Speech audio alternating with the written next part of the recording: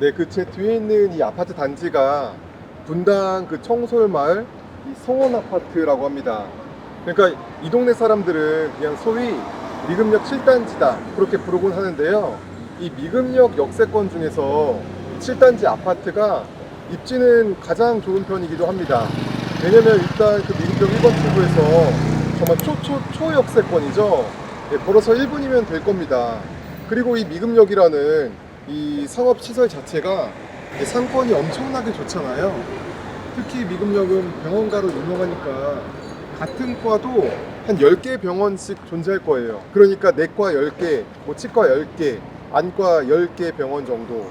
이 너무나 좋은 인프라를 바로 인접해서 활용할 수 있는 이 7단지 아파트가 현재 경매가 진행 중입니다. 그 경매 진행 중인 동은 709동이고요.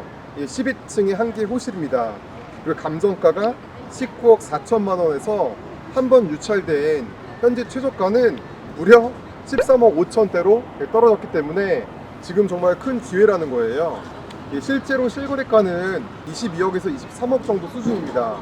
감정가가 일단 20억 정도 되는 이유가 전용 면적이 큰 편입니다. 전용 면적 40평으로 공급 면적은 한 48평형인데 여기 7단지가 보통 다 중대형 평수로만 구성되어 있어요. 가장 작은 평수가 37평, 그 다음에 중간 평수가 41평, 그 다음 우리 목적물 48평형입니다.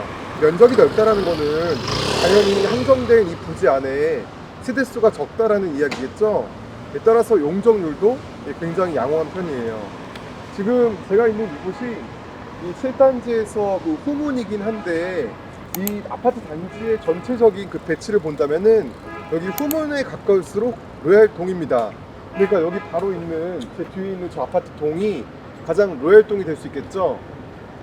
이게 그냥 미금역에서 가장 가까우니까 이 상업시설의 어떤 수혜를 받을 수 있는 최애 근거리 동이라는 겁니다.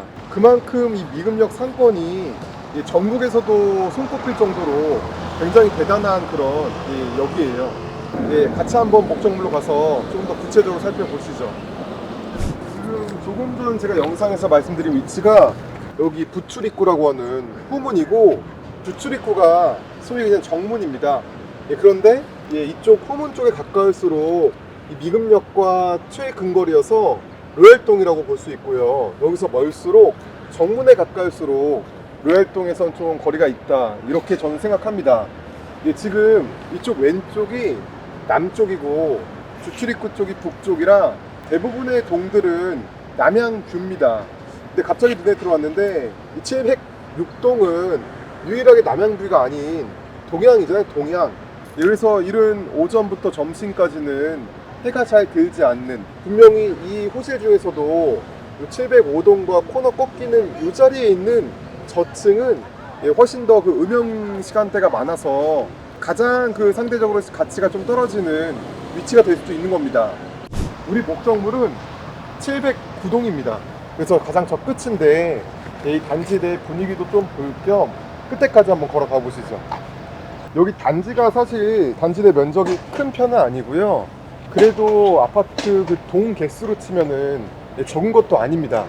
그럼에도 불구하고 이 세대수는 450세대밖에 안 돼요. 500세대가 안 된다는 겁니다.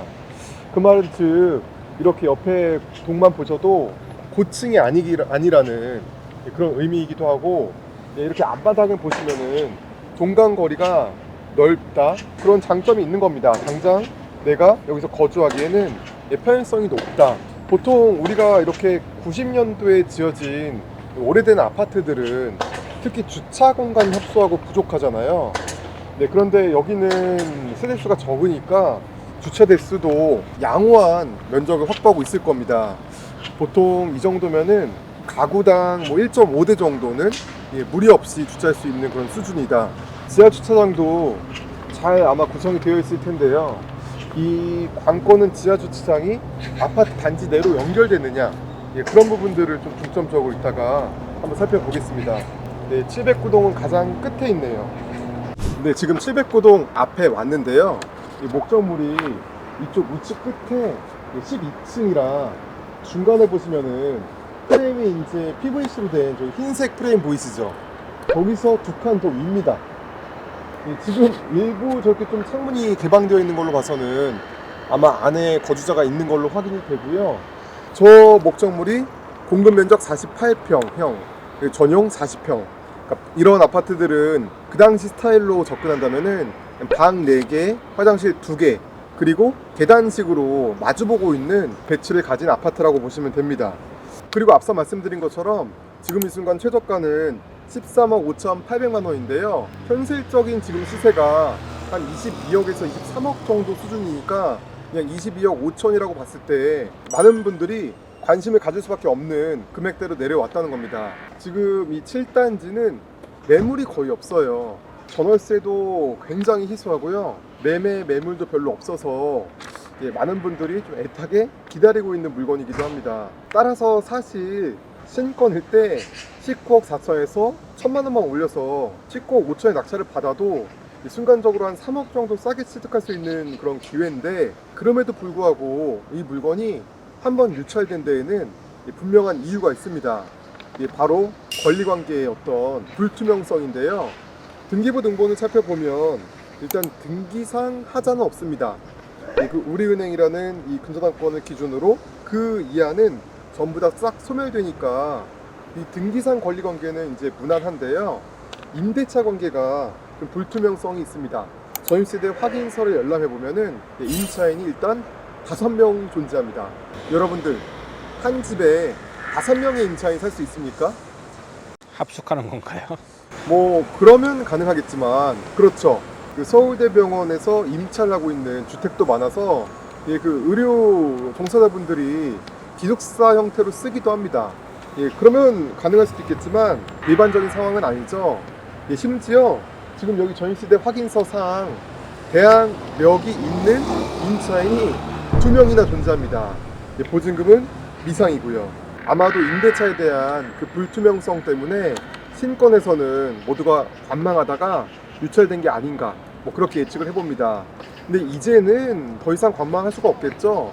조금이라도 좀 적극적으로 분석을 해서 입찰에 도전해야만 이 좋은 기회를 잡을 수 있는 겁니다. 우선 대항력이 없는 임차인들은 다 배제하겠습니다. 왜냐면 낙찰자 입장에서 위험 부담이 없는 존재니까요. 근데 여기 보시면 대항력 있는 임차인 민땡땡과 임땡땡씨가 존재하고 있는데요. 전입은 2016년 2월 11일입니다. 그래서 이런 것들을 검토할 때는 가까운 행정복지센터에서 이 전입세대 확인서를 열람하시면 됩니다. 전입세대 확인서를 열람해보면 일단 웬만한 분들은 다 말쏘고, 제가 앞서 언급한 이 대항력이 있는 임차인 2분은 여전히 거주자로 존재합니다. 그분들 전입일자가 마찬가지로 2016년 2월 12일 등기부 등본이랑 좀 대조를 해보면 쉽게 실마리를 찾을 수 있습니다. 등기부 등본을 봤을 때 지금 현재 소유자가 최초 부동산을 매입했던 그 당시는 다른 소재지였습니다. 다시 말해서 그분이 부동산을 매입하는 순간 등기에 이 해당 주택이 주소지로 등재가 되면은 그분이 여전히 사는 거니까 그 이후로는 임대차 관계가 없다고 볼 수 있겠죠. 근데 최초에는 다른 소재지에 주소가 등재되어 있었습니다. 근데 그러다가 그 하단에 보시면은 2017년 12월 1일 날 경매로 진행 중인 해당 소재지로 주소 변경 등기를 등재했습니다. 그리고 이어서 그 옆에 등기 원인 일자를 보면은 정답이 나오죠. 이 등기 원인 일자는 2016년 2월 11일 전거라고요. 여러분들 전거가 뭡니까? 그 당시에 이사를 했다라는 의미입니다. 다만 등기는 약 한 1년 정도 뒤에 2017년도 12월 1일 날 했다. 등기 등재만 늦게 했을 뿐이지 2016년 2월 10일부터 거주하고 있었다는 의미죠.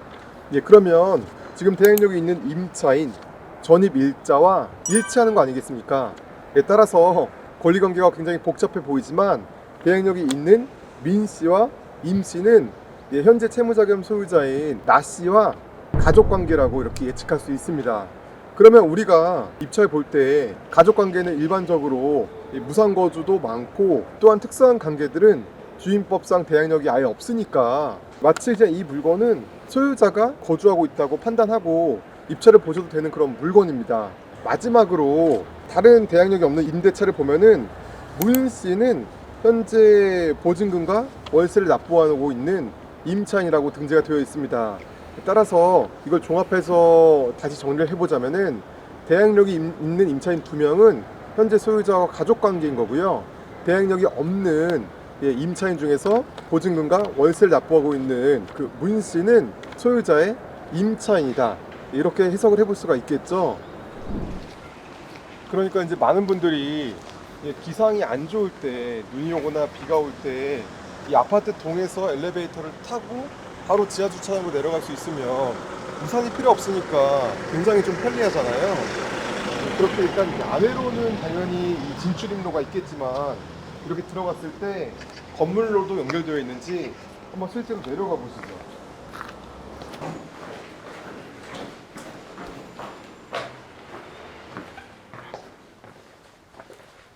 네, 지하 주차장은 아파트 동이랑은 연결은 안 돼 있습니다. 네, 그래도 이렇게 좀 보시면은 업무 시간대이긴 하지만 그래도 지상이나 지하나 이 주차장 개수만큼은 당연히 세대수가 적어서 상당히 좀 여유가 있어 보입니다.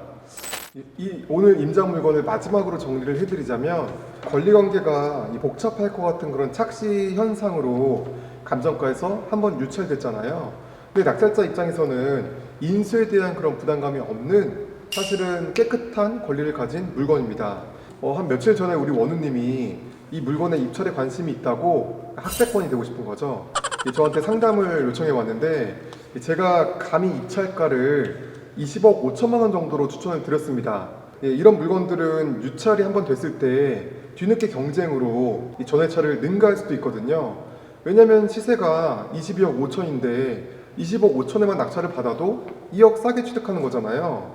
물론 2등과 갭이 크면 결과가 아쉽기도 하겠지만 전회차에서 1억을 더 업해서 쓴다는 게 사실상 부담이 되긴 해도 그렇게라도 입찰가를 써서 낙찰을 받으면 성공적인 결과라고 저는 그렇게 생각합니다.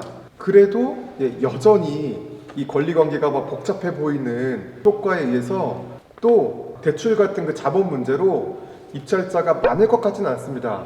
한 10명 이하로 입찰이 들어온다면은 제가 예측하는 그 금액대가 아마 가장 합리적인 금액이 아닐까 그렇게 생각을 해보면서 오늘 영상은 여기서 마치겠습니다. 네, 여러분들도 검토하시길 바랍니다. 감사합니다.